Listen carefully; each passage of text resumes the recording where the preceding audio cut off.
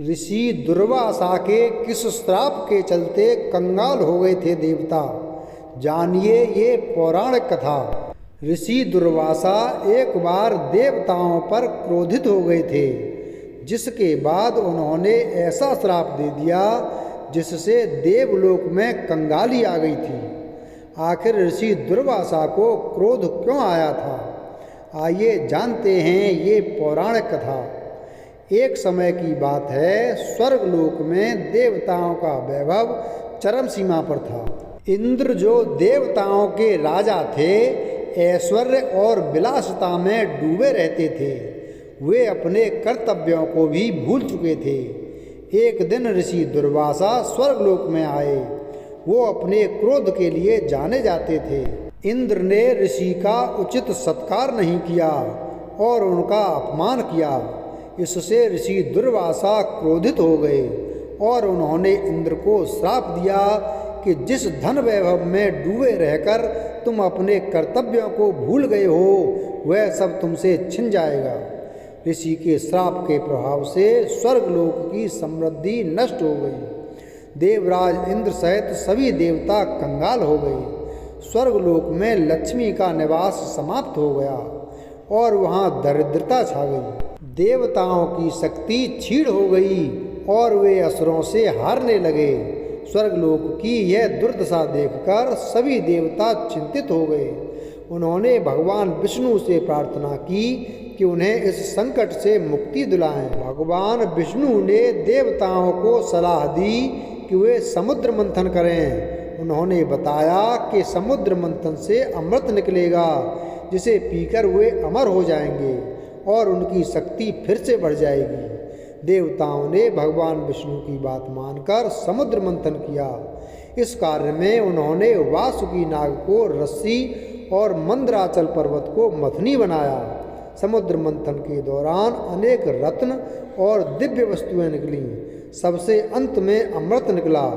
अमृत को लेकर देवताओं और असुरों में विवाद हो गया। भगवान विष्णु ने मोहिनी रूप धारण करके देवताओं को अमृत पिला दिया। इससे देवता अमर हो गए और उनकी शक्ति फिर से बढ़ गई। उन्होंने असुरों को पराजित करके स्वर्गलोक पर फिर से अपना अधिकार जमा लिया। इस प्रकार ऋषि के श्राप के कारण स्वर्गलोक में जो दरिद्रता छा गई थी, वह समुद्र मंथन के द्वारा दूर हुई और देवताओं ने फिर से अपनी समृद्धि प्राप्त की। यह कथा हमें सिखाती है कि हमें कभी भी अपने ऐश्वर्य और विलासिता में डूबकर अपने कर्तव्यों को नहीं भूलना चाहिए।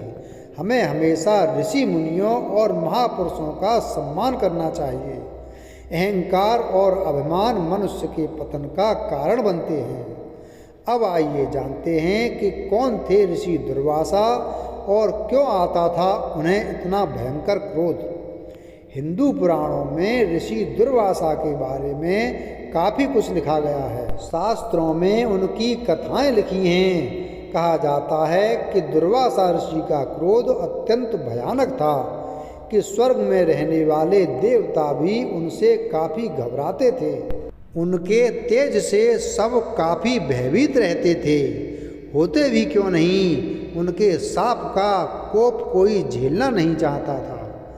आज हम आपको उनके जन्म और क्रोध से जुड़ी कुछ रोचक कथाओं के बारे में बताएंगे। दुर्वासा ऋषि का नाम पुराणों में सर्वश्रेष्ठ ऋषियों में लिया जाता है। मान्यता है कि उन्होंने एक नहीं बल्कि 3 युगों तक मानव कल्याण की शिक्षा दी थी।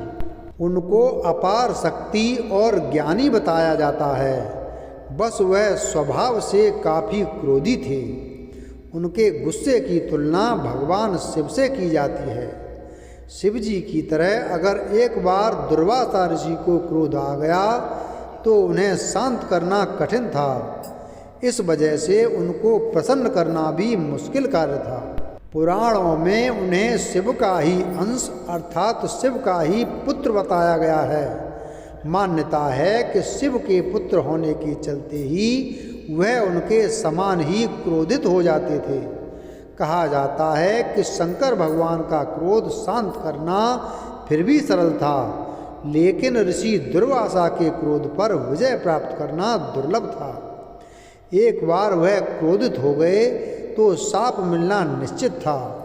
दुर्वासा ऋषि के जन्म से जुड़ी कई कथाएं प्रचलित हैं।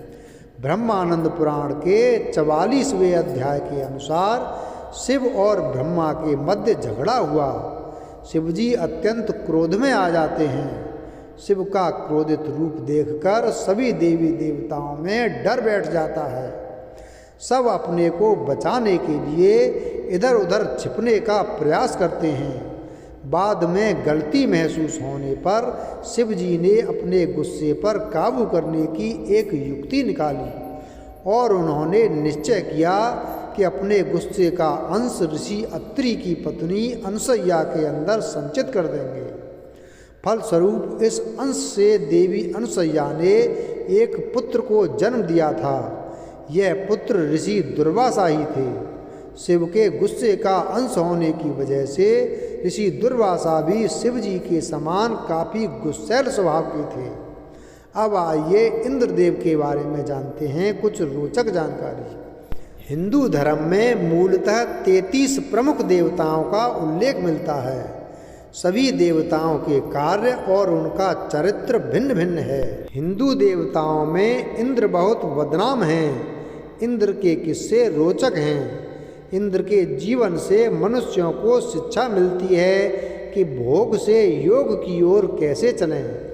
इंद्र बदनाम इसलिए कि वे इंद्रिय सुखों अर्थात भोग और ऐश्वर्य में ही डूबे रहते हैं और उनको हर समय अपने सिंहासन की ही चिंता सताती रहती है। हर कोई उनका सिंहासन क्यों हथियाना चाहता है? क्योंकि वह स्वर्ग के राजा हैं, देवताओं के अधिपति हैं और उनके दरबार में सुंदर अप्सराएं नृत्य कर और गंधर्व संगीत से उनका मनोरंजन करते हैं। इंद्र की अपने सौतेले भाइयों से लड़ाई चलती रहती है, जिसे पुराणों में देवासुर संग्राम के नाम से जाना जाता है। हम जिस इंद्र की बात कर रहे हैं वह अदिति पुत्र और शची के पति देवराज हैं। उनसे पहले 5 इंद्र और हो चुके हैं। इन इंद्र को सुरेश, सुरेंद्र, देवेंद्र, देवेश, सचीपति, वासव, सुरपति, शक्र, पुरंदर भी कहा जाता है। क्रमशः 14 इंद्र हो चुके हैं। यज्ञ, विपश्चित, शिव, विधु, मनोजव, पुरंदर, बाली, अद्भुत, शांति, विष, ऋतुधाम, देवास्पति और शुचि। उपरोक्त में से सचीपति इंद्र पुरंदर के पूर्व 5 इंद्र हो चुके हैं। वीडियो अगर पसंद आया हो तो वीडियो को लाइक करें, चैनल को सब्सक्राइब करें और बेल आइकन प्रेस करें। धन्यवाद।